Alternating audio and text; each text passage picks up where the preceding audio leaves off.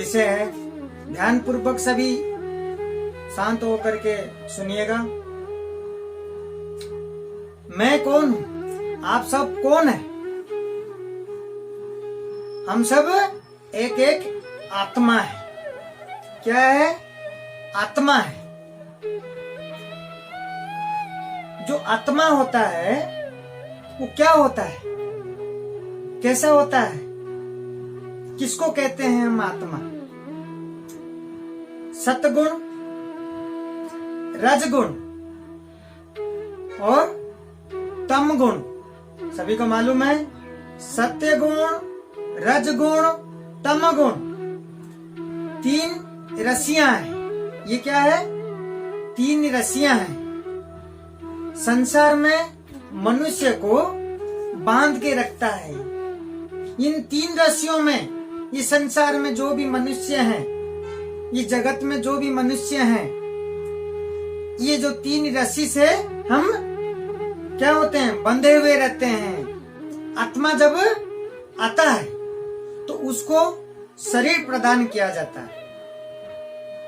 आत्मा जब आता है उसको क्या करते हैं? हमारे जो भगवान है क्या करते हैं? एक शरीर प्रदान कर देते हैं आत्मा को। आत्मा क्या करता है? उस शरीर में प्रवेश करता है। ध्यान पूर्वक सुनिएगा। अपने बारे में मैं कौन हूं, आत्मा क्या होता है, ये तीन रस्सी क्या है हमारे जीवन में, ये सब चीजें समझना, अपने आप को, अपना खुद को समझना बहुत जरूरी है जीवन के अंदर। तो आगे बढ़ते हैं। ये तीन रस्सी हमें हमेशा बांध करके रखता है। तो ये तीन रस्सी क्या है इसको समझना जरूरी है। तो आत्मा जब आता है तो एक भगवान क्या करते हैं? हमें एक शरीर प्रदान कर देते हैं आत्मा को। तो आत्मा क्या होता है? वो शरीर में प्रवेश करता है। शरीर जो हमारी ये शरीर है वो है 24 तत्वों में बना है। 24 तत्व क्या क्या है आइए जानते हैं उसको। शरीर में पंच महावी तत्व है। वो क्या है? पृथ्वी, जल, वायु, अग्नि और आकाश। और ये जो पांच चीजें है, पृथ्वी, जल, वायु, अग्नि, आकाश, ये क्या है? स्थूल तत्व है। इसको क्या कहते हैं? स्थूल तत्व है। अहंकार और बुद्धि क्या होता है? सूक्ष्म तत्व। अब तीन गुणों का अवस्था है। उसके ऊपर क्या आता है? 5 ज्ञानेंद्रिय होते हैं। नेत्र, कान, नाक और जीभ और त्वचा। 5 कर्म इंद्रियां भी होते हैं। 5 कर्म इंद्रिय क्या है किसको मालूम है? 5 में से एक क्या है? वाणी है, और एक पांव, एक हाथ, एक गुद्दा और एक आलिंगन। वाणी, पांव, हाथ, गुद्दा, आलिंगन, ये क्या होता है? कर्म इंद्रिय है। ध्यान से सुनिएगा सब क्या क्या होता है हमारे शरीर में, और शरीर हमको कैसे प्रदान होता है, और शरीर के अंदर आत्मा कैसे प्रवेश होता है। तो खुद को जानना, अपने आप को जानना बहुत जीवन में जरूरी है। तो इन सब के ऊपर जो होता है वो क्या होता है? मन होता है। इन सब के ऊपर मन को बस में नहीं कर पाते हम। मन बहुत चंचल होता है। मन सबको संचालित करता है। मन से सबसे श्रेष्ठ क्या है? बुद्धि है। मन से ऊपर बुद्धि है। लेकिन मन चाहे कुछ भी कर सकता है, मन बस में नहीं रहता। इंद्रिय के जो है वो 5 विषय में होता है। क्या होता है? नाक जो है गंध लेता है। नाक जो है हमारे वो गंध लेना का काम होता है, सुगंध लेने का काम होता है। और आंखें का दर्शन करना होता है। आंखों में हम क्या करते हैं? दर्शन करते हैं। त्वचा का जो हमारी त्वचा होता है, शरीर होता है, वो क्या होता है? क्या काम आता है? स्पर्श करने का काम में लेते हैं हम। वाणी से हमारी क्या निकलता है? ध्वनि निकलती है। तो इसी प्रकार 26 तत्वों का शरीर है। ये सबको मिला करके हमारी जो शरीर बनता है 24 तत्वों का होता है इस शरीर के अंदर, और 24 तत्वों के ऊपर क्या है, आत्मा होता है। 25वां तत्व जो है वो आत्मा आते हैं।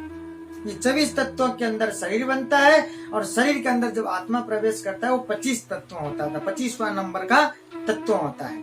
तो फिर उसके बाद शरीर क्या सोचता है कि हमारे मनुष्य जीवन है, हम सबसे अच्छा हैं और सबसे श्रेष्ठ हैं। हम अपने आप को यही सोचते हैं। एक जानवर भी यही सोचता है, और एक कुत्ता भी यही सोचता है कि उसका जो शरीर है उछल कूदल कर रहा है और चल रहा है, वो अपने आप को सोचता है मैं बहुत अच्छा हूं। हम शरीर तक ही सोच के रह जाते हैं, लेकिन ये नहीं सोचते हैं कि शरीर के ऊपर भी और कुछ है। हम यही सोचते हैं कि हमें मनुष्य जीवन मिला कि हम सबसे अच्छा है। लेकिन शास्त्र क्या कहता है? शास्त्र ये कहता है कि शरीर के ऊपर और भी कुछ है। जो हमारी भगवत गीता है वो क्या कहता है कि शरीर के ऊपर भी और कुछ है। भगवान कहते हैं यंत्र रुद्राणी माया। भगवान कहते हैं जो माया रूपी यंत्र हैं उसके ऊपर हम सवार हैं। यहाँ देखो क्या भगवान ने कह दिए। फिर क्या होता है, आत्मा जब इच्छा करता है, आत्मा की जब इच्छा होता है, भगवान उससे 24 तत्वों वाली शरीर प्रदान करते हैं। आत्मा क्या होता है पता है कि जैसे एक गुलाब के पौधे हैं और कुछ दूर पर है, लेकिन जब गुलाब की खुशबू आता है तो उसको लेके कोई थोड़ी आता, वो हम सिर्फ महसूस कर पाते हैं। खुशबू क्या होता है हम देख नहीं पाते। तो उसी प्रकार शरीर छोड़ करके आत्मा निकलता है। हमें जब भी कोई इच्छा पूरा नहीं होती है, कोई ना कोई हमारे मन में रहता है, कोई ना कोई कि ये चीजें पूरा नहीं हो पाया, कि मैं बेटी के ब्याह नहीं कर पाया, कि बेटा के ब्याह नहीं कर पाया, कोई ना कोई हमारे जीवन में कुछ ना कुछ ऐसी अधूरी रह जाती है। तो वो आत्मा मन में ऐसे रहता है, इच्छा पूरा नहीं होता है, हम दुखी रहते हैं। तो भगवान इतना दयालु है, उसको पूरा करने के लिए फिर आपको क्या करते हैं, एक मनुष्य ये 24 तत्वों वाला शरीर हमें प्रदान करते हैं। तो हमारी जो पिछले जन्म की जो आत्मा है, जो हमारी अधूरी रह गया, जो मन में था कि मैं ये कर नहीं पाया, ये कर लेता तो मुझे शांति मिलता, इस तरीके से कभी कोई जीवन में सोच रहता है, अधूरी रह जाती है, तो भगवान ने इसमें सहायता करते हैं। इसमें भगवान क्या करते हैं कि और एक दोबारा आपको मनुष्य शरीर का प्रदान करते हैं। तो जो पिछला जो आपकी आत्मा है, वो आत्मा उस शरीर से निकल करके आपको पूरा करने के लिए एक दूसरी शरीर में प्रवेश करा देते हैं। फिर वो उस जन्म में वो इच्छा पूरा होता है। आत्मा जब शरीर के अंदर आता है, आत्मा के ऊपर क्या है, आत्मा के ऊपर परमात्मा है। जब आत्मा आता है शरीर के अंदर आकर के बसता है, एक तरफा आत्मा बसता है और दूसरी तरफा हमारे हृदय के अंदर दूसरी तरफा परमात्मा बसते हैं। एक आत्मा एक तरफा है, एक तरफा हमारे हृदय में परमात्मा है। परमात्मा इसलिए साथ साथ आते हैं, आत्मा को सब कुछ दे करके भेजते हैं। लेकिन उन परमात्मा जो आते हैं साथ में, आत्मा के साथ में, हमारे कहते हैं कि हर किसी के अंदर भगवान बसते हैं, ये सत्य है। तो आत्मा के साथ साथ परमात्मा बसते हैं। तो परमात्मा इसलिए देखते हैं कि आत्मा क्या क्या कर रहा है, कर्म क्या क्या कर रहा है। हम ये सोचते हैं कि हम कुछ करते हैं, कभी कभी सोचते हैं कि कोई नहीं देख रहा हमें, लेकिन हमारे अंदर हमेशा कुछ भी करते हैं तो परमात्मा हमें सब कुछ देखते हैं। हमारे अंदर ही है परमात्मा, आत्मा के पास ही है। आत्मा क्या क्या करता है, क्या क्या कर्म कर रहा है, क्या क्या कर रहा है, वो कर्म के हिसाब से फल देते हैं फिर परमात्मा। तो परमात्मा उसी हिसाब से देख करके हमारे कर्मों के हिसाब से आत्मा क्या सही कर रहा है, क्या पाप क्या पुण्य क्या क्या कर रहा है, उसी हिसाब से भगवान फल प्रदान करते हैं। परमात्मा की अंश है आत्मा। जैसे परमात्मा कुछ भी कर सकते हैं, तो आत्मा जो है एक शक्ति ऐसा भी है आत्मा के पास कि वो कुछ भी कर सकता है। हम लोग जो जीव हैं, जो संसार में जो जीव हैं, जीव कुछ भी कर सकता है, उसमें हस्तक्षेप नहीं करते हैं। परमात्मा जो भगवान है हमारे, वो हस्तक्षेप नहीं करते, लेकिन उसमें ये देखते हैं क्या सही है क्या गलत है। भगवान कहते हैं, गीता में एक श्लोक है, भगवान अर्जुन से कहते हैं, ईश्वर सर्वभूतानां निर्देश्य अर्जुन त्रिष्ठाति ब्रह्मण्य सर्वभूतानि यत्र रुद्राणि माया। भगवान अर्जुन से कहते हैं, सभी जीवों के हृदय में मैं बसता हूँ। इस प्रकार भगवान हमारे साथ चलते हैं, इस प्रकार हमारे हृदय में बसते हैं। जैसे उदाहरण, एक पेड़ में दो तोता बैठे हुए हैं और एक तोता जो है एक फल को कंटिन्यू खा ही रहा है, फल खा रहा है वो, और जो दूसरे जो तोता है वो खा नहीं रहा, वो खाते हुए तोता को देख रहा सिर्फ। और जो फल खा रहा है जो तोता, वो खा करके इस संसार का आनंद ले रहा है, इस फल का स्वाद ले रहा है, खा करके रसपान कर रहा है। और दूसरे जो तोता है वो क्या कर रहा है, उसको वो सिर्फ देख रहा हो, सिर्फ वो देख रहा है। इसी प्रकार हमारे आत्मा जो है, जो जीव आत्मा हमें है, वो कुछ भी कर सकता है, लेकिन हम क्या क्या कर रहे हैं, क्या सही है क्या गलत है, हम कर रहे हैं। और भगवान क्या कर रहे हैं, सिर्फ हमें देख रहे हैं। हम क्या कर रहे हैं, सिर्फ भगवान क्या करते हैं, उसको देखते हैं। ये भूलना नहीं है, सब चीजें भगवान देखते हैं। हमारी रिकॉर्डिंग हो रहा है, ये समझ लीजिए। हमें जब इस संसार से जाने का समय होगा, जाने के बाद कहते हैं, आपने सुना होगा सभी कि आपको लिखा पढ़ा आपके जीवन का जो भी हिसाब किताब दिखाई जाएगा। सब भगवान देख रहे हैं हमें। हमें हमेशा ये नहीं सोचना चाहिए कि हमें कोई नहीं देख रहा, हमें ये सोचना चाहिए कि हमें देख रहे हैं, भगवान हमें हमेशा देख रहे हैं। उसी हिसाब से हमें कर्म करना चाहिए। हमेशा हम लोग क्या करते हैं, 3 गुणों से बंधे रहते हैं। हम 3 गुण से जो हम बंधे रहते हैं, आपको मालूम है, जो 3 राशि मैंने बताया क्या है, सत्गुण, रजगुण और तमगुण।